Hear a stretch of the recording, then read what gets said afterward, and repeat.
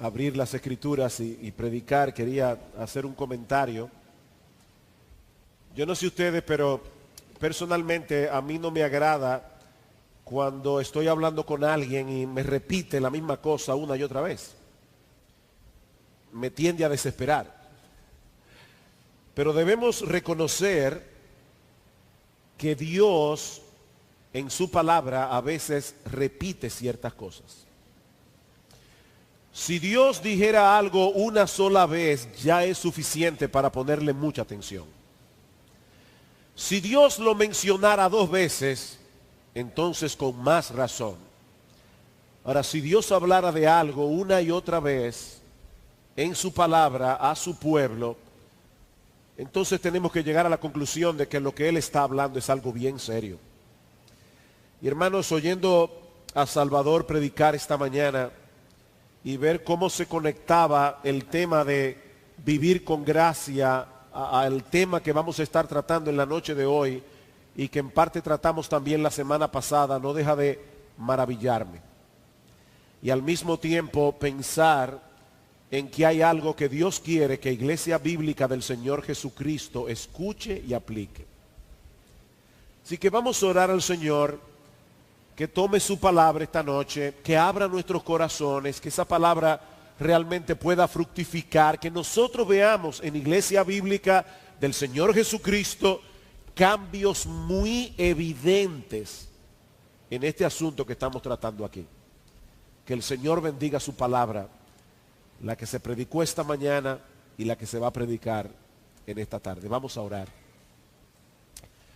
Padre, queremos darte gracias por traernos una vez más a tu casa, en medio de tu pueblo, a cantar tus alabanzas, a escuchar tu palabra. Señor, henos aquí, con el oído abierto, el corazón dispuesto. Háblanos, Señor, e inclina nuestros corazones a la obediencia. Iglesia Bíblica del Señor Jesucristo necesita esta enseñanza. Gracias por lo que trajiste esta mañana. Gracias por el poder evidente con que asististe a Salvador mientras nos hablaba de lo que significa vivir con gracia. Añade, Señor, a esta enseñanza lo que vamos a ver en la tarde de hoy, porque te lo pedimos en el nombre de Cristo. Amén. La semana pasada nosotros comenzamos una breve serie acerca del tema de la libertad cristiana. Pensamos originalmente que iban a ser 2 sermones, pero esta mañana y en esta semana he estado pensando, y los pastores, gracias al Señor, aprobaron el añadir un sermón más en esta serie. Pero en la semana pasada nosotros comenzamos a hablar acerca de la libertad cristiana a la luz de la enseñanza del apóstol Pablo en el capítulo 14 del libro de Romanos y parte del capítulo 15. Y lo primero que nosotros hicimos la semana pasada fue colocar este texto dentro del contexto más amplio de la carta a los romanos, enfatizando el hecho de que lo que Pablo nos enseña en los capítulos 14 y 15 de ninguna manera puede estar contradiciendo todo lo que él ha venido hablando acerca de la santidad del creyente, sobre todo a partir del capítulo 6. Un cristiano no tiene libertad para violar la ley moral de Dios.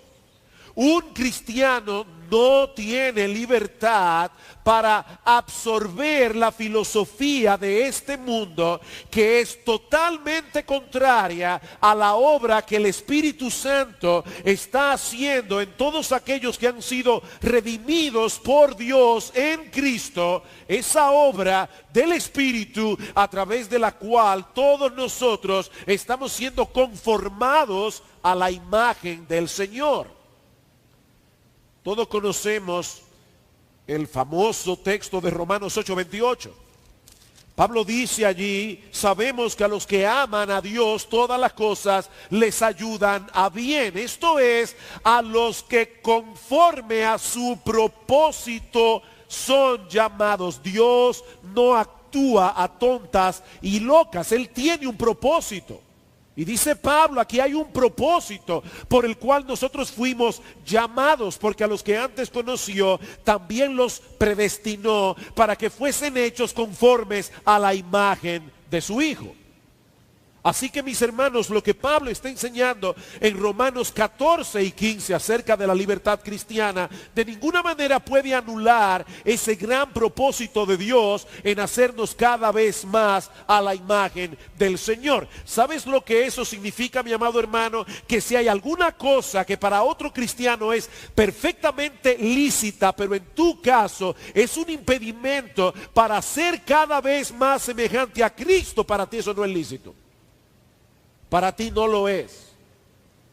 Eso es mundanalidad. Ese es el espíritu del mundo. Mundanalidad no es simplemente participar de ciertos placeres cuestionables o de ciertos entretenimientos cuestionables. Mundanalidad es todo aquello que se opone a ese gran propósito de Dios, en hacernos cada vez más a la imagen de su Hijo. Romanos capítulo 12. Así que, hermanos, os ruego por las misericordias de Dios que presentéis vuestros cuerpos en sacrificio vivo, santo, agradable a Dios, que es vuestro culto racional.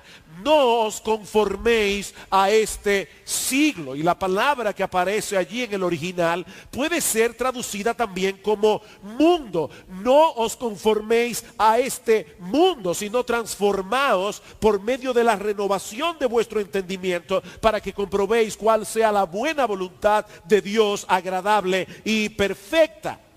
¿Qué es el mundo aquí? El mundo debe ser definido en función de todo aquello que se opone a que cumplamos el propósito por el cual fuimos creados, el mismo por el cual fuimos redimidos. ¿Y cuál es ese propósito? El Catecismo Menor de Westminster responde: fuimos creados para glorificar a Dios y gozar de Él por siempre. Y a eso yo añado, en la medida en que somos conformados a la imagen de su Hijo.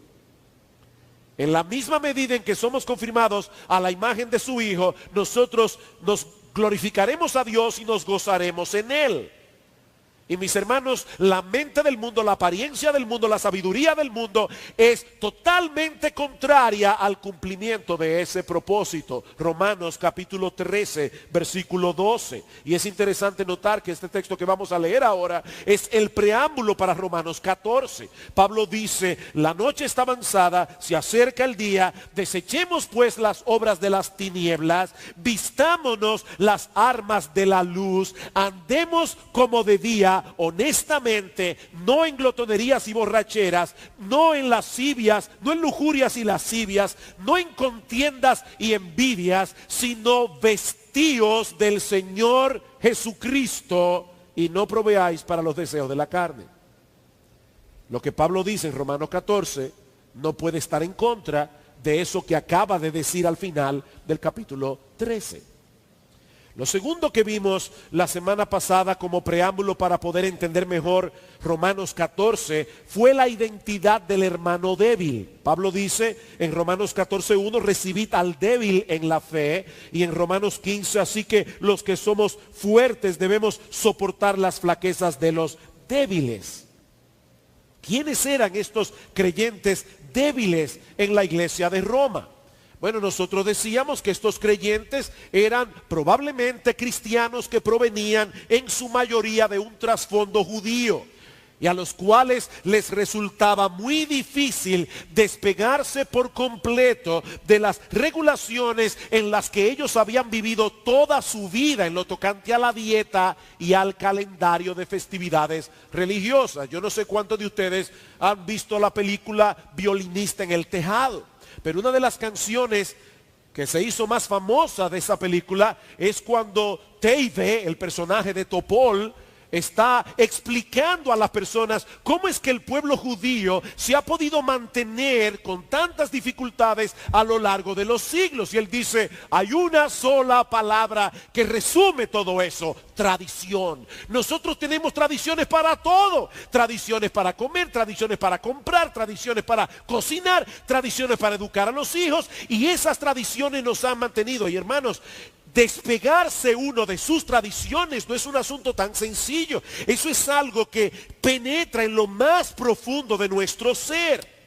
Y estos creyentes en Roma que venían de un trasfondo judío, no les era sencillo adaptarse a esta nueva enseñanza, a esta nueva libertad de la que los cristianos disfrutamos en el nuevo pacto. De manera que la debilidad de la que Pablo está hablando aquí no es una debilidad de carácter, no es una debilidad de la voluntad, es una debilidad de la conciencia. De la conciencia. Dice en el versículo 2, porque uno cree que se ha de comer de todo, otro que es débil come legumbres. Como bien señala un comentarista, se trata de una debilidad en cuanto a la seguridad de que la fe de uno le permite hacer ciertas cosas. Esa era la debilidad. Yo no estoy seguro de que yo puedo participar de esto. Yo no estoy seguro de que yo puedo comer esa carne. Yo no estoy seguro de que yo puedo beber ese vino. ¿Cómo lidió Pablo con el conflicto que eso estaba generando en la iglesia de Roma entre los débiles y los fuertes? Y esto es crucial, mis hermanos. Pablo lidió con este problema defendiendo la libertad de los dos. Pablo lidió con este problema defendiendo la libertad que tenía el fuerte de participar, así como la libertad que tenía el débil de abstenerse. Y el texto clave aquí es el versículo 5. Uno hace diferencia entre día y día, otro juzga iguales todos los días. Cada uno esté plenamente convencido en su propia mente. ¿Ven el punto, hermanos? Cada uno esté plenamente convencido en su propia mente. Pablo se opuso a que en la iglesia de Roma se forzara a todo el mundo a someterse a una lista de reglas en aquellos puntos en los que Dios no había legislado en su palabra. Cada creyente es responsable ante Dios, no ante los hombres. Cada creyente es responsable ante Dios por las decisiones que toma en aquellas cosas que no están claramente legisladas en las Escrituras.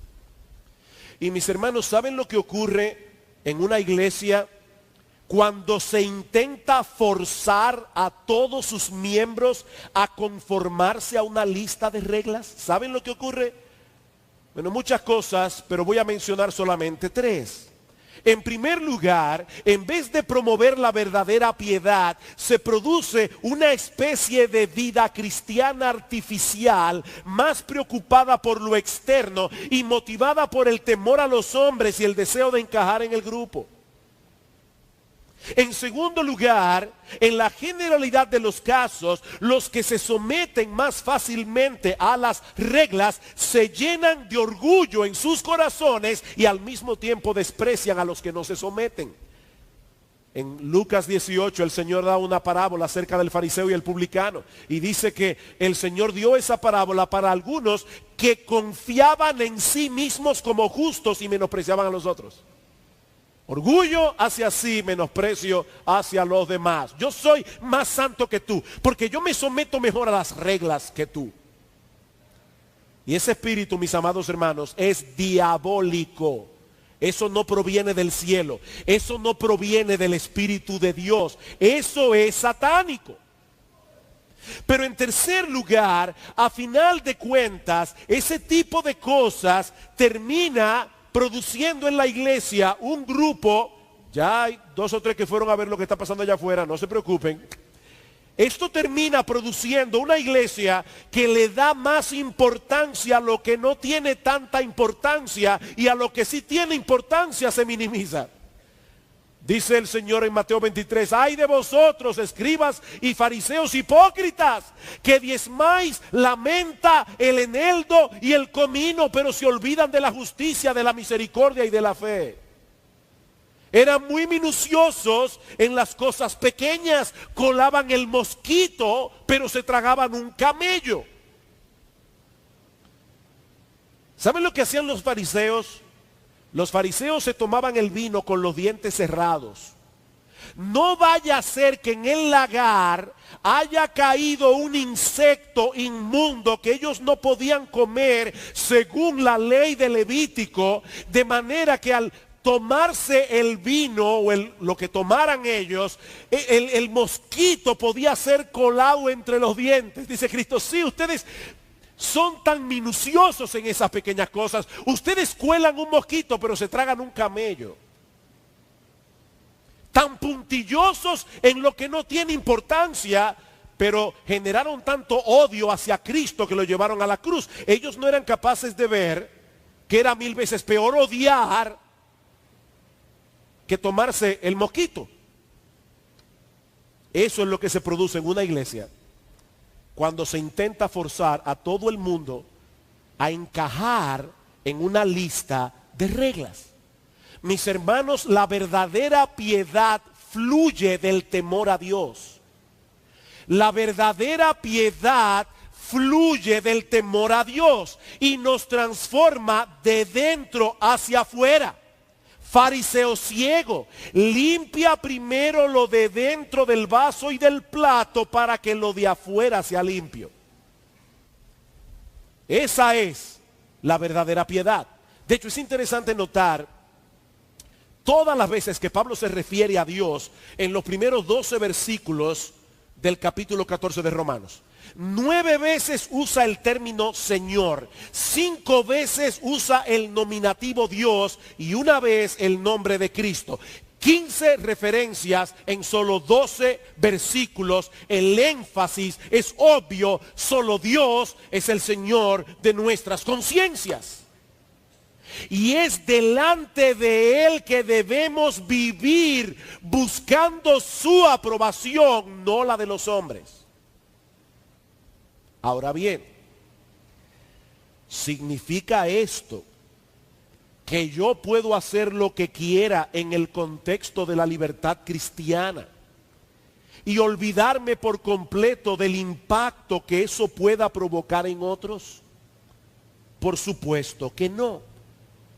Así como Pablo se cuidó de no promover en la iglesia de Roma la tiranía del hermano débil, como vimos la semana pasada, así también se cuidó de no promover la actitud desconsiderada e insensible que estaban manifestando algunos de los hermanos fuertes. Y eso es precisamente lo que queremos considerar en la tarde de hoy. Las instrucciones que Pablo imparte a aquellos hermanos de la iglesia en Roma que tenían una conciencia mejor informada. Y lo primero que Pablo les dice es que ellos debían recibir al hermano débil. Versículo 1. Recibid al débil en la fe, pero no para contender sobre opiniones. Tal parece que los hermanos fuertes eran la mayoría en la iglesia, porque Pablo dirige su exhortación inicial a ellos precisamente. Reciban al débil. Y mis hermanos, el asunto no era simplemente recíbanlos en la membresía o recíbanlos o déjenme ponerlo de otra manera, tolérenlos a regañadientes. No, esa no es la idea. La idea de esta palabra es la de darles una bienvenida de corazón a los hermanos débiles. Como dice el comentarista Douglas Moo, los hermanos de la iglesia en Roma no deberían permitir que las diferencias relativas a cuestiones discutibles dificultara la plena comunión en el cuerpo de Cristo. Ay, pastor, pero es que son tan quisquillosos. Ese es el espíritu que Pablo quiere erradicar de la iglesia. Ese mismo espíritu. Reciban al débil. Por eso Pablo añade aquí que el propósito de esa receptividad en la iglesia no era para contender sobre opiniones. Es decir, recibir al hermano débil para criticarlos por sus convicciones o para someterlos a un escrutinio censurador. Dice Pablo, no 1000 veces, no. Esa actitud debe cesar de inmediato en la iglesia. Versículo 3, el que come no menosprecia al que no come, y el que no come no juzgue al que come, porque Dios le ha recibido. Mis hermanos, ¿cómo es posible que nosotros condenemos y rechacemos a aquellos a quienes Dios ha aceptado plenamente por causa de Cristo? Ambos grupos debían recibirse mutuamente en amor, tomando en cuenta la manera como cada uno de nosotros hemos sido recibidos por Dios en la familia de la fe, a pesar de que ninguno lo merecíamos. Romanos 15:7, por tanto, recibíos los unos a los otros, como también Cristo nos recibió para gloria de Dios. Como veíamos el domingo pasado, mis hermanos, Dios es más glorificado en una iglesia donde los hermanos se aman entre sí a pesar de la diversidad de sus miembros en la práctica de la libertad cristiana, que en una iglesia donde el criterio de un grupo es forzosamente implantado en todos los miembros de la congregación. Y eso es muy fácil de hacer. A veces no lo decimos con la boca, pero con la mirada que le damos al hermano que hace lo que nosotros no hacemos, estamos tratando de forzar que todos en la iglesia tengan la misma práctica en la libertad cristiana. Pablo no hizo eso en Romanos 14. Reciban al débil en la fe, no para contender sobre opiniones. En segundo lugar, Pablo exhorta a los hermanos fuertes, ya lo vimos en el versículo 3, a dejar de menospreciar al hermano débil por causa de sus convicciones.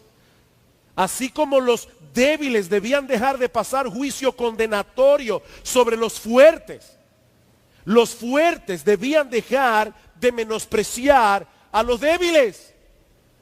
De paso, mis hermanos, recuerden que una persona que es débil en su conciencia puede ser fuerte en otras cosas de su vida cristiana, y un hermano que es fuerte en su conciencia puede ser débil en otras áreas de su vida cristiana. ¿Saben cómo nosotros debemos ver a los hermanos débiles en su conciencia? Debemos mirarlos con admiración y debemos imitar la disposición que ellos tienen de abstenerse de cosas en medio de una iglesia donde muchos no se abstienen porque ellos quieren agradar a Dios y vivir conforme a su conciencia.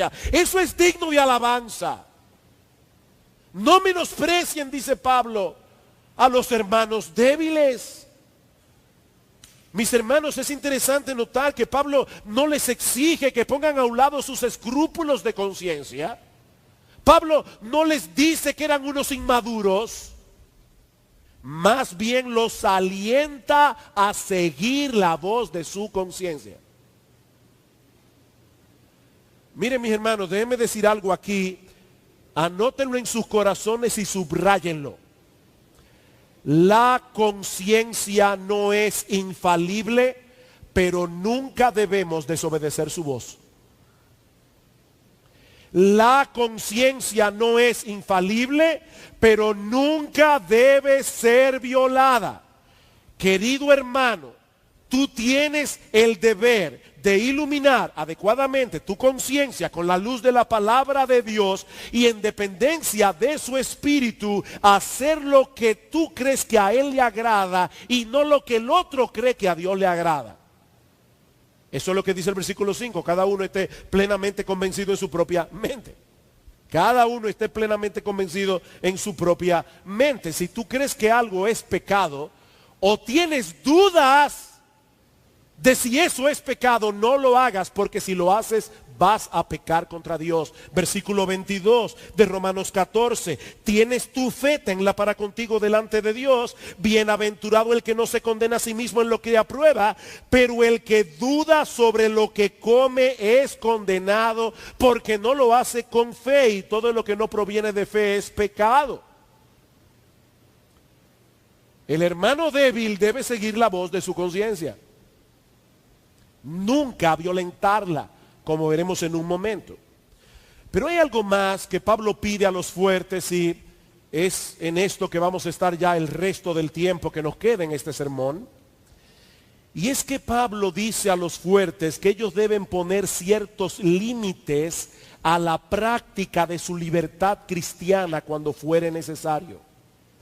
Versículo 13.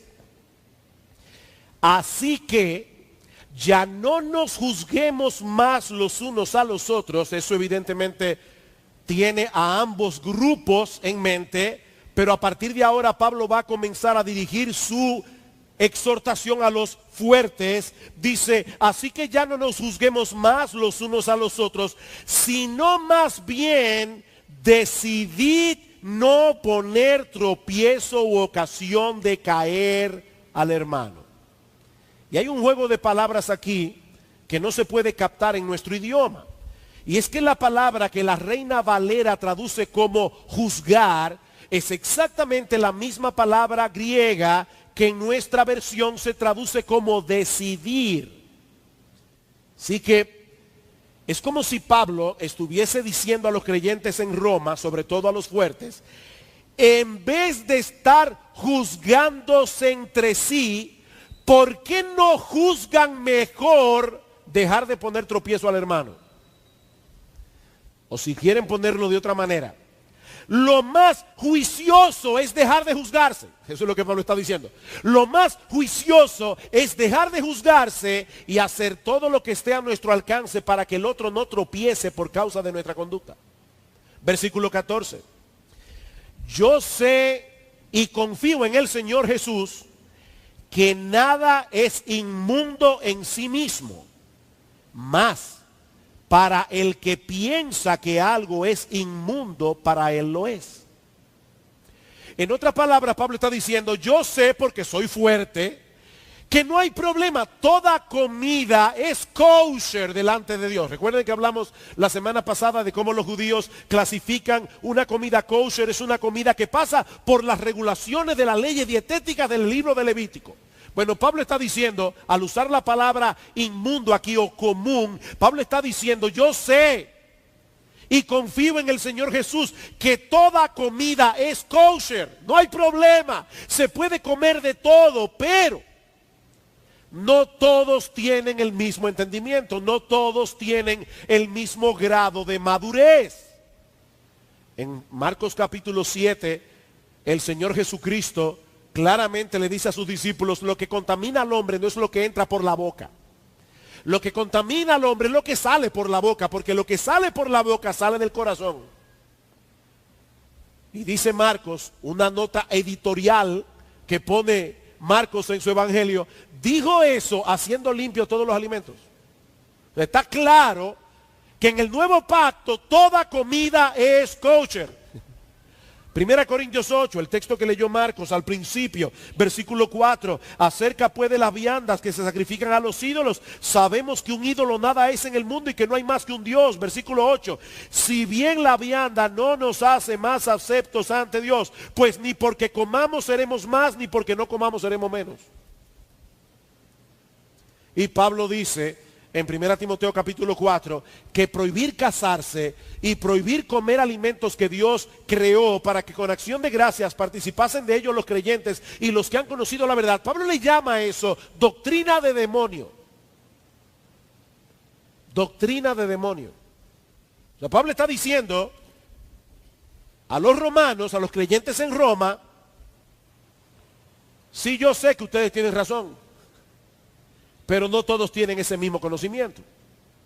Ahora la pregunta, y yo he luchado en mi vida cristiana con esta pregunta, y me imagino que ustedes también alguna vez, ¿qué deben hacer estos creyentes que han alcanzado un mejor entendimiento de las implicaciones del nuevo pacto con respecto a este asunto de la comida o cualquier otro asunto que tenga que ver con la libertad cristiana? ¿Debían estos creyentes en Roma abstenerse de comer y beber para no ofender al hermano débil, a unas sabiendas de que eso no tenía la menor importancia delante de Dios? Mis hermanos, piensen bien en esa pregunta, porque esa no es una pregunta de fácil respuesta.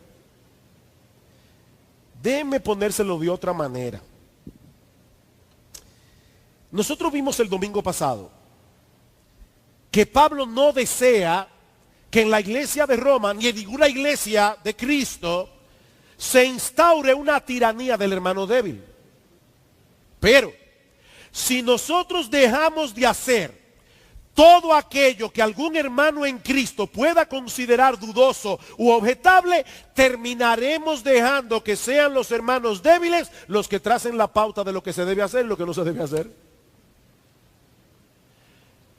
Miren, a lo largo de mi vida cristiana yo he conocido mucha gente que objeta muchas cosas que debemos hacer. Porque si nos llevamos de eso, miren, las mujeres no deberían usar pantalones, ni deberían usar joyas, ni usar maquillaje, no deberíamos ir al cine, no deberíamos ver televisión, no deberíamos tomar vino, no deberíamos muchas cosas. ¿Cómo resolvemos eso? ¿Cómo nosotros podemos preservar la libertad cristiana de los hermanos fuertes si al mismo tiempo tenemos que abstenernos de todas aquellas cosas que los cristianos débiles objetan y censuran? Yo creo que la respuesta, la clave para la respuesta de esta pregunta está en el versículo 13 de Romanos 14. Hermanos, noten con atención de qué es que Pablo está hablando allí. Pablo dice: así que ya no nos juzguemos más los unos a los otros, sino más bien decidid no poner tropiezo u ocasión de caer al hermano. O sea, Pablo no está hablando aquí de que si tú en tu libertad cristiana piensas que puedes poner este diciembre un arbolito de Navidad, tú no deberías hacerlo porque hay hermanos en la iglesia que se pueden sentir ofendidos por eso. No, no es de eso que Pablo está hablando aquí. Pablo no está hablando de eso aquí. La palabra que se traduce como tropiezo aparece solo 6 veces en el Nuevo Testamento. Y es interesante porque 3 de esas veces es para referirse al Señor Jesucristo. Romanos 9, 32 al 33, allá aparece 2 veces la palabra. Y Primera de Pedro capítulo 2, versículo 8. Cristo fue una piedra de tropiezo para los judíos. ¿Por qué? Porque Él no era el tipo de Mesías que ellos estaban esperando. Pregunta: ¿de quién fue la culpa del tropiezo? ¿De Cristo o de los judíos? De los judíos. ¿Están viendo el punto? No siempre que una persona tropieza es por culpa del que lo hace tropezar. Vamos a decirlo así. No, a veces la culpa es de ese que tropieza por causa de sus prejuicios. Eso era lo que estaba pasando en el caso de Cristo y los fariseos. Por supuesto, la palabra tropiezo, las otras 3 veces que se usa, es para referirse a aquel que por su conducta hace tropezar al otro. Y vamos a ver en un momento qué significa eso. Por otra parte, la palabra ocasión de caer es una sola palabra en griego, es la palabra escándalo, de donde viene nuestra palabra escándalo. Aparece 15 veces en el Nuevo Testamento y es interesante porque tiene un significado similar a tropiezo. Una vez, en varias ocasiones, no solamente una vez, es también para referirse a Cristo. ¿Recuerdan ustedes en 1 Corintios 1:23 cuando dice que el evangelio del Cristo crucificado era tropezadero para los judíos? Mis hermanos, la vida del cristiano muchas veces es un tropiezo para el impío. No por culpa del cristiano, por culpa del impío. Entonces tú tienes que ir a la iglesia 2 veces en el domingo, sí. Entonces tú no puedes mentir, no. Oye, pero contigo no se puede estar, es un tropiezo. Pero un tropiezo por culpa de él, no por culpa del cristiano. Por supuesto, también la palabra tropiezo se usa, ocasión de caer, se usa para referirse a aquellos que por causa de su conducta motivan a otros a pecar. El mejor comentario de Romanos 14:13 es 1 Corintios 8. Vayan conmigo allí un momento. Vayan conmigo allí. Versículo 7. Pablo está hablando del asunto de la comida sacrificada a los ídolos.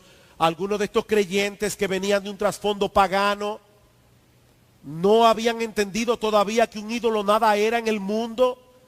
Resulta que las comidas que se sacrificaban a los ídolos, luego las llevaban a la carnicería y eran tantas que era la carne más barata. Entonces había un problema porque los cristianos fuertes que sabían que un ídolo nada era, decir, ¿por qué yo tengo que pagar el churrasco más caro? Si el que fue sacrificado a los ídolos es más barato. Pablo les dice, versículo 7, pero no en todos hay ese conocimiento, porque algunos, habituados hasta aquí a los ídolos, comen como sacrificado a ídolos, y su conciencia, siendo débil, se contamina.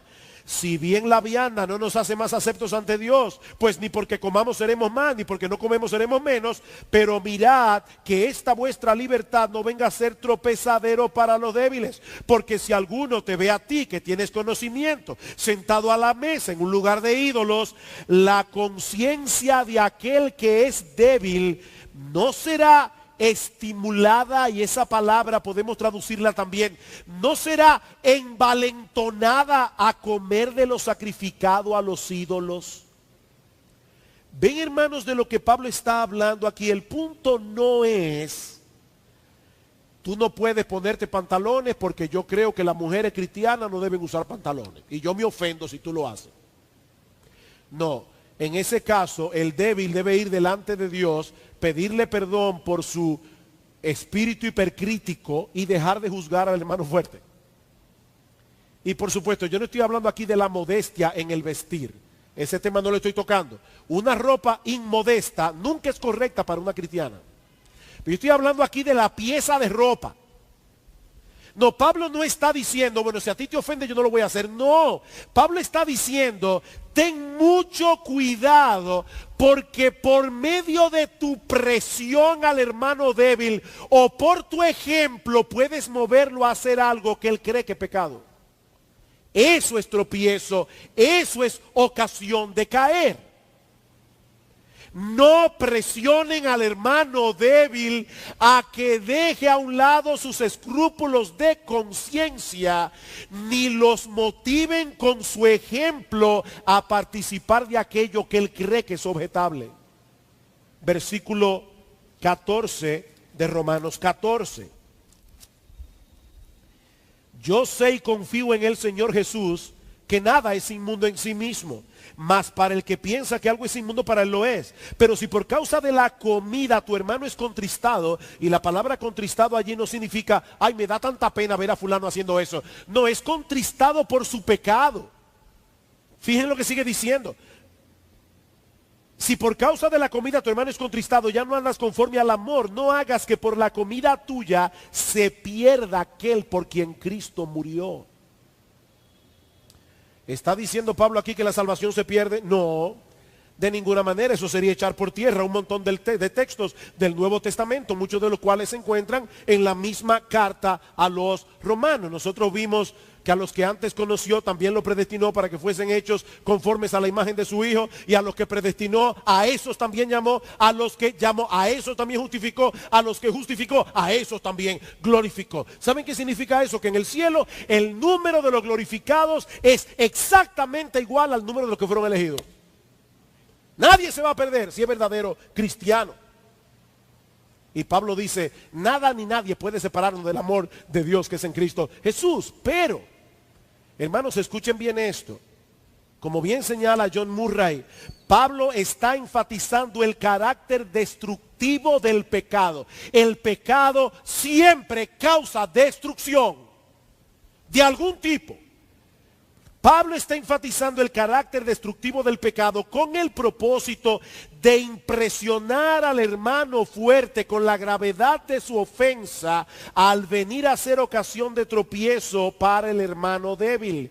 En vez de ampararse en la doctrina de la perseverancia de los creyentes para vivir descuidadamente, no importa lo que yo haga, el débil no se va a perder si es cristiano. En vez de hacer eso, el fuerte debería tomar muy en serio la naturaleza destructiva del pecado para no animar a otros a ir en contra de su conciencia, ya sea por medio de su ejemplo o por la presión ejercida sobre el hermano débil. Queridos hermanos, una cosa es la libertad cristiana. Otra cosa muy distinta es la práctica de esa libertad.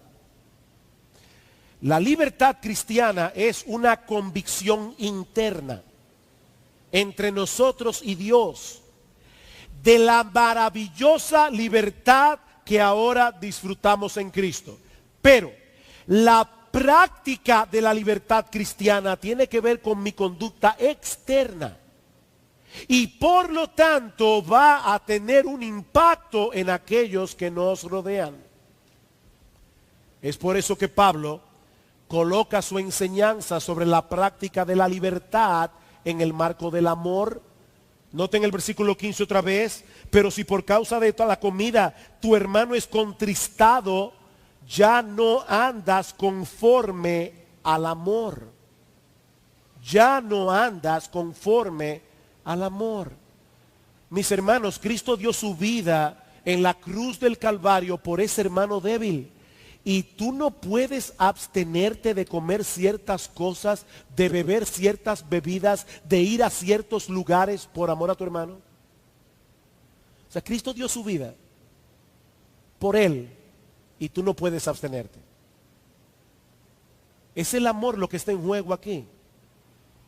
Mis hermanos, el hecho de que nosotros tengamos libertad para participar de ciertas cosas no quiere decir necesariamente que tengamos que participar de ellas en todo lugar y en toda circunstancia. La pregunta que debemos hacernos primariamente no es si tenemos derecho. La pregunta que debemos hacernos primariamente es ¿cuál es el impacto que esto que yo estoy haciendo delante de este hermano va a tener en su conciencia? Imagínense la escena en la Roma del primer siglo. El débil es invitado a la casa de un hermano influyente de la iglesia en Roma. Hasta el pastor está ahí. Y ponen en la mesa carne y vino.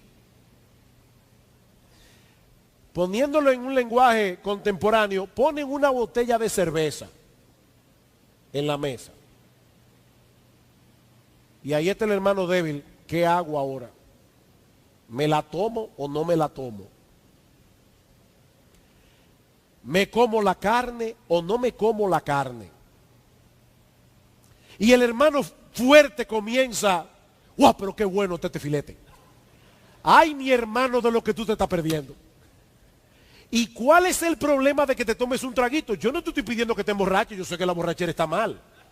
Pero mira, déjame explicarte, el vino o la cerveza tiene un efecto en el gusto que te permite saborear mejor la carne. Y el hermano débil, una presión de grupo terrible. Miren, hermano, eso es fuerte. Es una presión de grupo. Y el hermano débil decide ceder y comerse su carne y tomarse su vino o su copa de cerveza. ¿Saben lo que acaba de pasar ahí? Algo terrible en el corazón y en la mente de ese hermano. Miren, mis hermanos, cuando una persona comienza a transitar por el camino de violar la voz de mi conciencia, uno no sabe a dónde eso va a llegar. ¿A dónde eso va a llegar? Yo me sorprendo cuando leo en la Biblia el ejemplo de David. Hubo un momento en la vida de David que su conciencia era tan sensible que estando escondido en una cueva, cortarle el borde del manto de Saúl le trajo un problema de conciencia. Y uno se pregunta, ¿cómo es posible que ese mismo hombre se acostara con la mujer de otro y luego lo mandara a matar indirectamente? David de alguna manera comenzó a golpear la voz de su conciencia. Mi hermano, vuelvo y repito, la conciencia no es infalible, pero nunca debemos desoír su voz. No importa quién esté sentado ahí, puede ser el consejo de pastores en pleno. Yo no voy a hacer lo que mi conciencia me dice que no debo hacer. De ninguna manera. De modo que lo que Pablo está enseñando aquí es que el bienestar espiritual de tu hermano es infinitamente más importante que el ejercicio de tu libertad.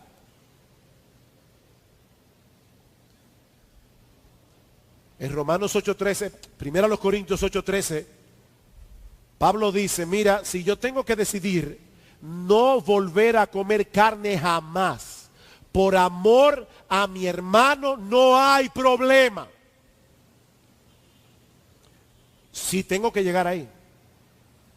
Y en Romanos 14 dice Pablo, no destruyas, versículo 20, la obra de Dios por causa de la comida. Todas las cosas a la verdad son limpias, pero es malo que el hombre haga tropezar a otros con lo que come.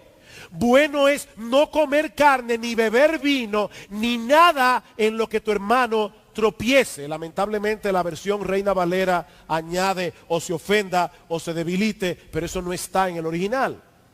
Pablo está hablando simplemente del asunto del tropiezo. Por eso la Reina Valera actualizada dice, bueno es no comer carne, ni beber vino, ni hacer nada en que tropiece tu hermano. Ahora escucha bien. No solo tendremos una cuota de culpa si por mi ejemplo o por la presión de grupo llevamos al hermano débil a hacer una cosa que él cree que es pecaminoso. No solamente tendremos una cuota de culpa en el pecado del hermano débil, sino que al mismo tiempo provocaremos que la misma libertad que estamos tratando de defender venga a ser motivo de vituperio. Versículo 16, no sea pues vituperado vuestro bien. ¿Qué significa eso? Bueno, hay dos posibilidades. Puede ser que Pablo esté diciendo algo como esto. Cuando otros vean el impacto negativo que ha tenido el ejercicio de la libertad cristiana en algunos miembros de la congregación, es muy probable que arremetan contra esa misma enseñanza que estamos tratando de defender. Y la gente allá afuera, tal vez miembros de otras iglesias, van a decir, he ahí lo que ocurre cuando una iglesia no pone reglas claras a sus miembros. Mira lo que le pasó a fulano. Terminó cometiendo adulterio. Están pisoteando la enseñanza de la libertad cristiana por culpa nuestra. Ahora, puede ser también que Pablo se esté refiriendo al hecho de que como esos pecados del hermano débil van a ser ahora visibles, pecados motivados por la práctica insensible y poco juiciosa de los hermanos fuertes, eso va a dañar seriamente el testimonio de la iglesia a los ojos del mundo. Ambas ideas son bíblicas y ambas son factibles en la interpretación del texto. Pablo dice, no seáis tropiezo ni a judíos, ni a gentiles, ni a la iglesia de Dios. Miren mis hermanos, nosotros somos una iglesia que predicamos abiertamente las doctrinas de la gracia. Nosotros creemos que Dios es soberano en la salvación de los pecadores. Nosotros creemos que esa es la enseñanza del verdadero evangelio de Jesucristo y estamos en un medio evangélico donde muchas iglesias no creen eso. Ustedes saben lo triste que es que por la práctica poco juiciosa de algunos hermanos de la iglesia en su práctica de la libertad cristiana pueda llevar a otros creyentes a decir, mira el fruto de esa enseñanza, de esa iglesia, en vez de acercarse a preguntar, hermanos amados, ¿por qué ustedes creen lo que creen? O exponerse al ministerio de esta iglesia, van a decir, ¿y para qué? Si esa es una iglesia llena de gente mundana. No sea vituperado vuestro bien. No participes de la libertad cristiana en una forma insensible, desconsiderada, poco juiciosa, porque le vas a hacer daño a esa misma libertad. Por otra parte, mis hermanos, cuando nosotros defendemos la práctica de la libertad cristiana a expensas del impacto que esa práctica puede tener en el hermano débil o en el mundo que nos observa o en otras iglesias, estamos manifestando una escala de valores seriamente distorsionada. Versículo 17, porque el reino de Dios no es comida ni bebida, sino justicia, paz y gozo en el Espíritu Santo. ¿Qué es lo que realmente importa? ¿El que yo tenga libertad de comer y beber lo que me venga en ganas? ¿O la justicia, la paz y el gozo en el Espíritu Santo? Dice Douglas Moo, los fuertes no se equivocan al pensar que tienen libertad para comer lo que quieran. Ellos no están equivocados en eso. Su error consiste más bien en utilizar esa libertad sin considerar el efecto que puede tener sobre sus hermanos y hermanas débiles, personas por las que Cristo murió. Los fuertes necesitan una reordenación de sus prioridades, en las que los valores del reino tengan preferencia sobre los intereses y placeres egoístas. Eso es lo que Pablo está diciendo aquí. ¿No fue eso lo que el Señor nos enseñó con sus palabras y con su ejemplo? Mateo 6:33, buscad primeramente el reino de Dios y su justicia. Todo lo demás es añadidura, pero busquen primeramente el reino de Dios y su justicia. Todo lo que tiene que ver con el avance del reino de Dios es más importante que el disfrute de mi libertad. Y el ejemplo de Cristo. Capítulo 15, versículo 1 al 3. Así que los que somos fuertes debemos soportar las flaquezas de los débiles y no agradarnos a nosotros mismos. Cada uno de nosotros agrade a su prójimo en lo que es bueno para edificación, porque ni aun Cristo se agradó a sí mismo. Antes bien, como está escrito, los vituperios de los que te vituperaban cayeron sobre mí. Pablo está citando aquí el Salmo 69. Es uno de los 6 salmos más citados en todo el Nuevo Testamento. Es un salmo eminentemente mesiánico. En ese salmo David le está diciendo al Padre, a Dios, los vituperios tuyos han caído sobre mí. ¿Saben lo que ese texto significa? Que Cristo, por agradar a su Padre y por salvarte a ti y a mí, decidió venir al mundo y aguantar en su persona todo el odio que una humanidad caída tiene contra Dios. Señor, yo he decidido, le dice Cristo al Padre, venir al mundo y todos los vituperios que el mundo inconverso quiere arrojar sobre ti, los voy a recibir yo, Señor, porque te quiero agradar a ti y porque quiero salvar a los escogidos, a mi pueblo. Cristo no se agradó a sí mismo, por amor a ti y por amor a mí. Y ese es el ejemplo, mis hermanos, que todos nosotros debemos imitar. Filipenses capítulo 2, versículo 5. Allá pues en vosotros ese sentir que hubo también en Cristo Jesús, el cual siendo en forma de Dios, no estimó el ser igual a Dios como cosa que aferrarse, sino que se despojó a sí mismo, haciéndose siervo, obediente hasta la muerte y muerte de cruz. Mis hermanos, eso es parte de nuestro servicio a Cristo, hacer un uso juicioso y considerado de nuestra libertad cristiana. Versículo 18, porque el que en esto sirve a Cristo agrada a Dios y es aprobado por los hombres. El que en esto sirve a Cristo.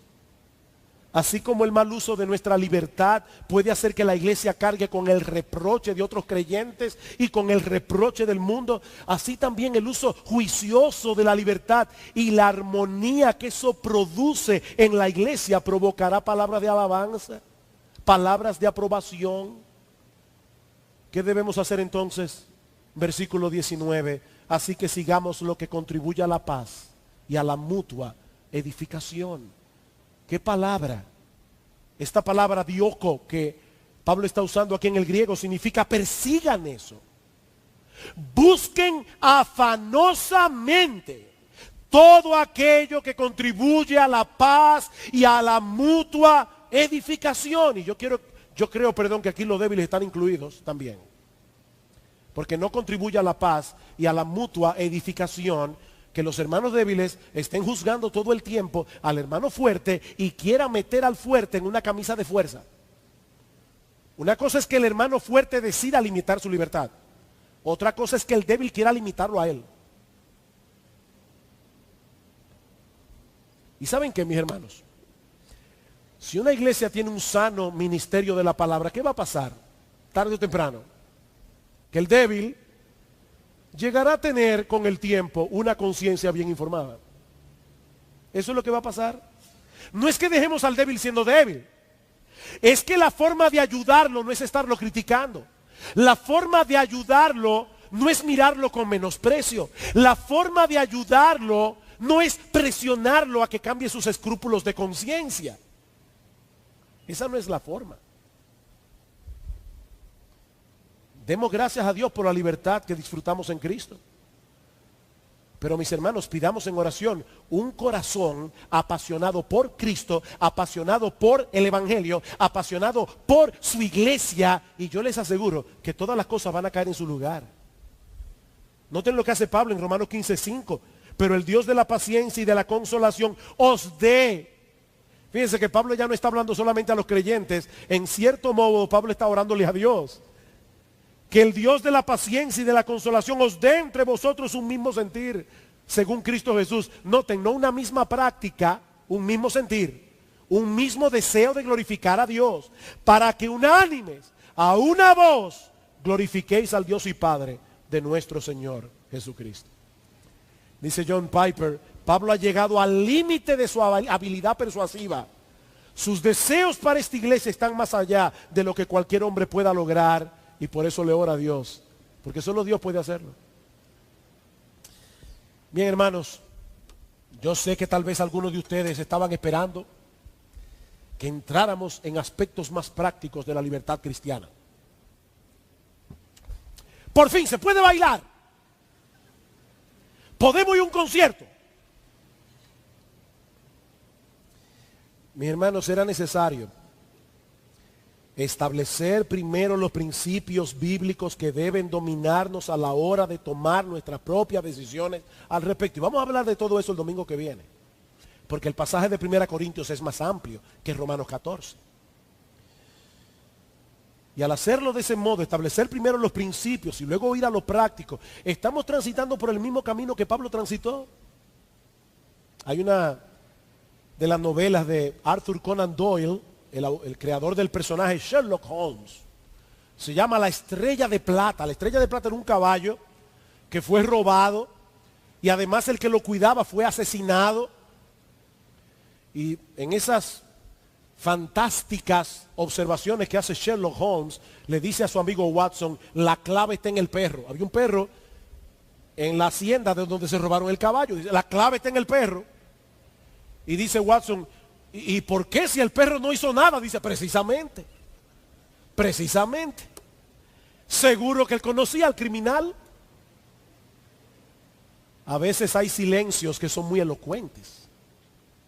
Bueno, yo quiero que ustedes vean las cosas de las que Pablo no habló en este pasaje, porque son importantes. Para tratar el tema de la libertad cristiana, una cosa que Pablo no hizo fue decir, aquí está la lista. Esto es lo que ustedes pueden hacer y esto es lo que ustedes no pueden hacer. No, eso fue lo que Pablo no hizo. Y no lo hizo porque ese no es el camino. Ese no es el camino. Mis hermanos, el propósito de Pablo aquí es llevar a los cristianos en Roma a vivir a la luz de sus conciencias, dominados por un genuino amor a Cristo, por un genuino amor a su iglesia, por un genuino amor al Evangelio, por un genuino amor a los perdidos. Cuando eso nos domina, todo cae en su lugar, mis hermanos. Todo cae en su lugar.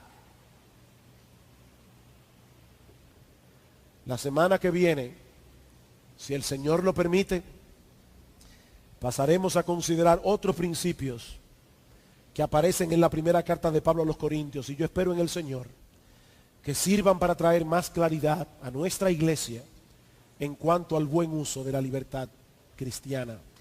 Vamos a orar.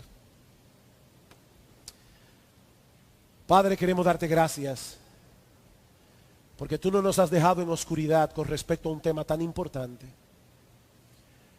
Habíamos orado al principio por Iglesia Bíblica del Señor Jesucristo.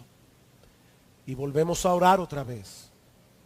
Oh Señor, a estos pecadores salvados por gracia, que aquí nos congregamos, enséñanos a vivir con gracia.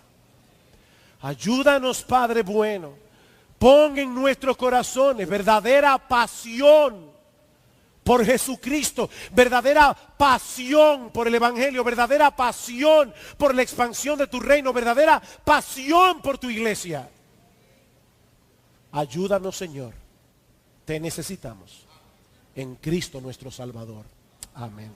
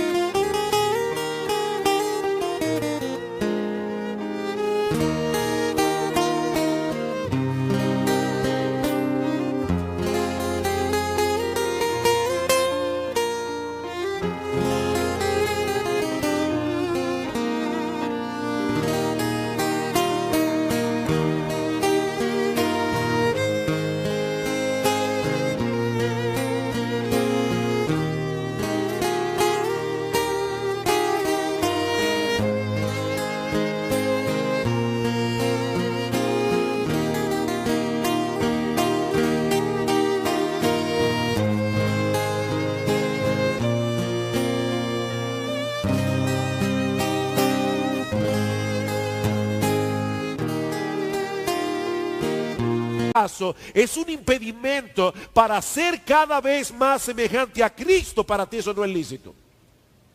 Para ti no lo es.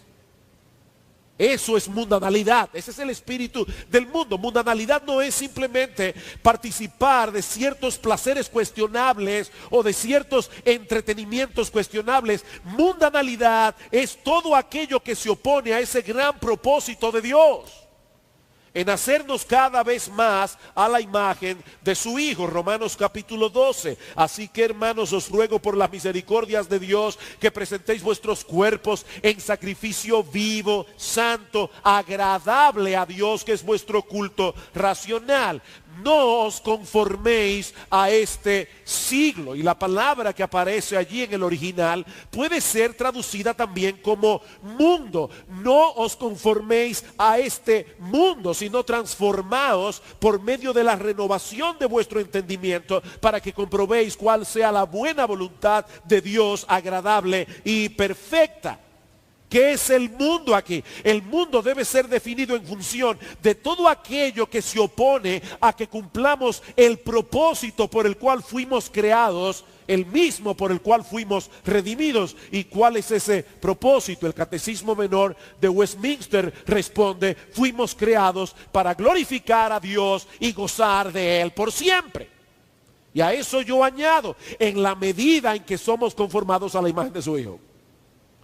En la misma medida en que somos confirmados a la imagen de su Hijo, nosotros nos glorificaremos a Dios y nos gozaremos en Él. Y mis hermanos, la mente del mundo, la apariencia del mundo, la sabiduría del mundo.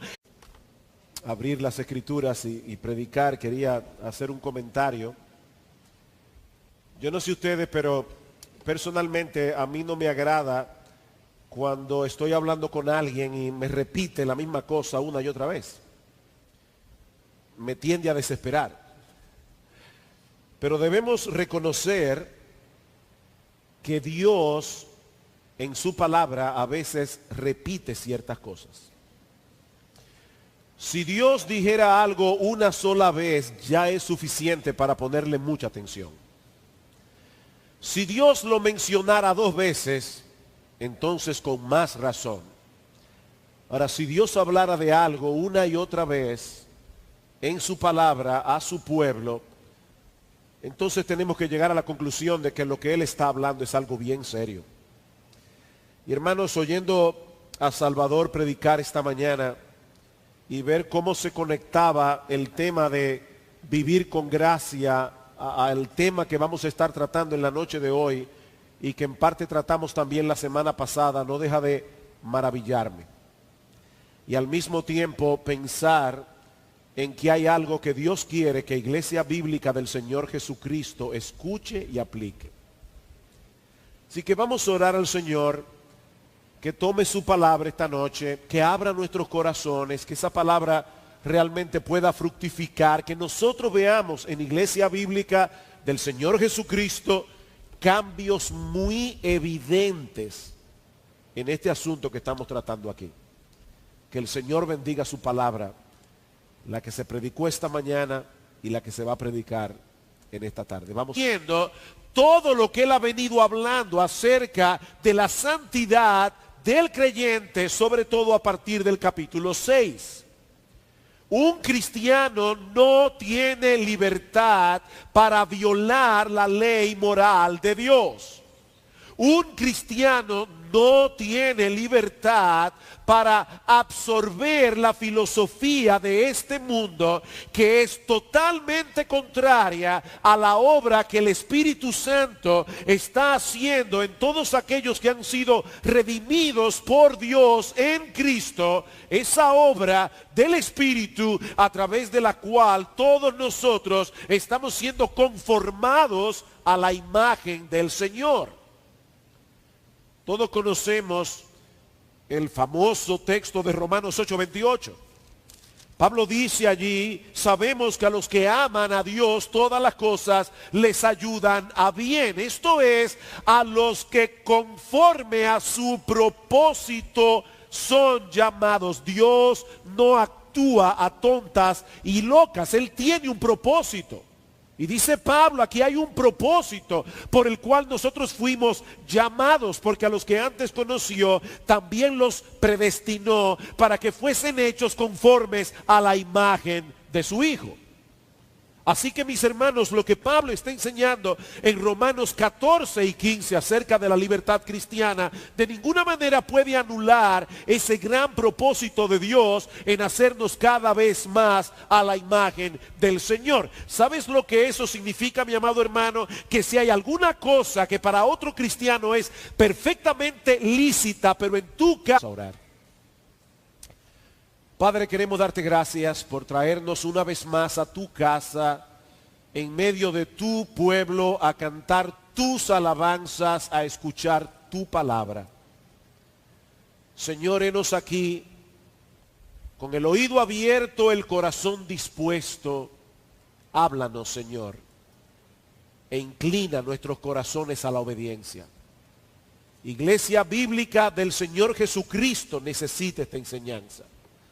Gracias por lo que trajiste esta mañana. Gracias por el poder evidente con que asististe a Salvador mientras nos hablaba de lo que significa vivir con gracia. Añade, Señor, a esta enseñanza lo que vamos a ver en la tarde de hoy, porque te lo pedimos en el nombre de Cristo. Amén. La semana pasada nosotros comenzamos una breve serie acerca del tema de la libertad cristiana. Pensamos originalmente que iban a ser 2 sermones, pero esta mañana y en esta semana he estado pensando, y los pastores, gracias al Señor, aprobaron el añadir un sermón más en esta serie. Pero en la semana pasada nosotros comenzamos a hablar acerca de la libertad cristiana a la luz de la enseñanza del apóstol Pablo en el capítulo 14 del libro de Romanos y parte del capítulo 15.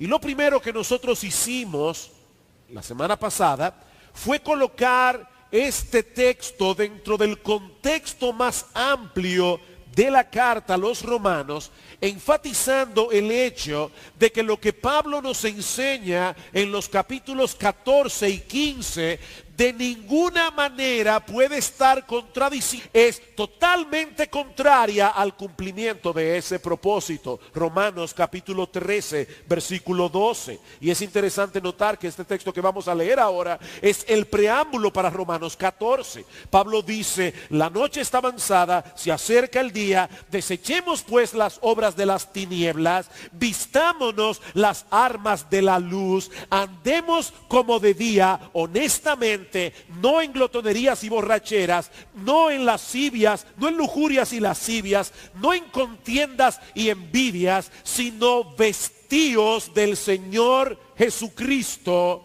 y no proveáis para los deseos de la carne.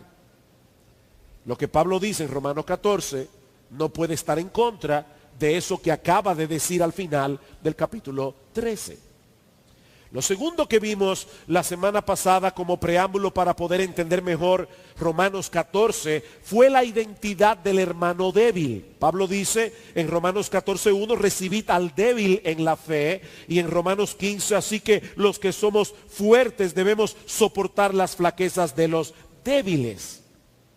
¿Quiénes eran estos creyentes débiles en la iglesia de Roma? Bueno, nosotros decíamos que estos creyentes eran probablemente cristianos que provenían en su mayoría de un trasfondo judío y a los cuales les resultaba muy difícil despegarse por completo de las regulaciones en las que ellos habían vivido toda su vida en lo tocante a la dieta y al calendario de festividades religiosas. Yo no sé cuántos de ustedes han visto la película Violinista en el Tejado, pero una de las canciones